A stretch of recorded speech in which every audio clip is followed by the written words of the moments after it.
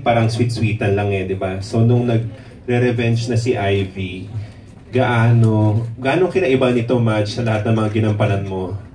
At gaano kabigat yung bago mong character? Siguro isa sa wildest dream kong gumawa ng ganitong teleserye talaga.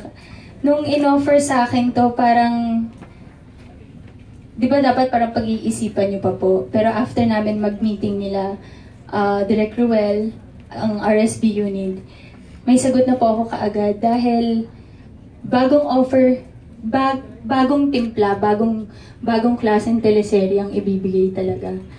So, sobrang na-excite po ako kasi parang nakaka-challenge na bigyan ka ng isang ganitong role, ang maging wild.